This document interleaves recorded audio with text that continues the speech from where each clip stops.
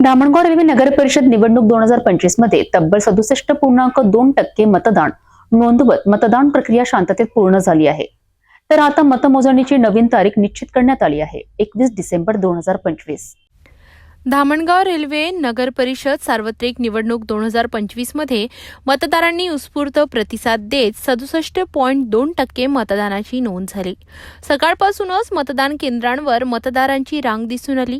मतदान शांततेत पूर्ण झाल्यानंतर उमेदवारांचे भविष्य आता मतपेट्यांमध्ये सुरक्षित झाले असून या पेट्या कडक सुरक्षा व्यवस्थेखाली स्ट्रॉंग रूममध्ये हलविण्यात आल्या आहेत।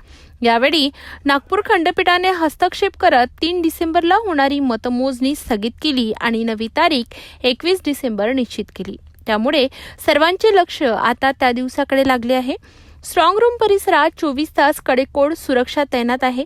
3 पोलीस अधिकारी, 9 पोलीस कर्मचारी आणि 10 आरपीएफ जवान सशस्त्र पहारा देत आहेत। सीसीटीव्ही देखरेखीसह संपूर्ण परिसरात कोणत्याही संशयित हालचालींवर बारकाईने नजर ठेवली जात आहे। प्रशासनाकडून संपूर्ण प्रक्रिया पारदर्शक आणि सुरळीत पार पडावी यासाठी काटेकोर उपाययोजना राबविण्यात येत आहे। दरम्यान मतमोजणीसाठी नागरिक आणि कार्यकर्त्यांमध्ये उत्सुकता शिगेला पोहोचली आहे।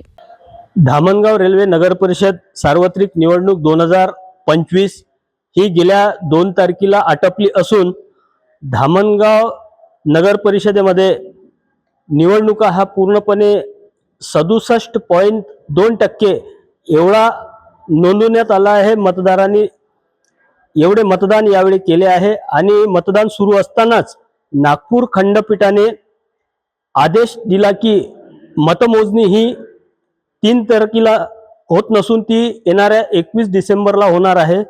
त्याकरिता धामणगाव रेल्वे नगर परिषदेतील सर्व मतपेट्या या स्ट्रॉंग रूम मध्ये ठेवण्यात आल्या आहे।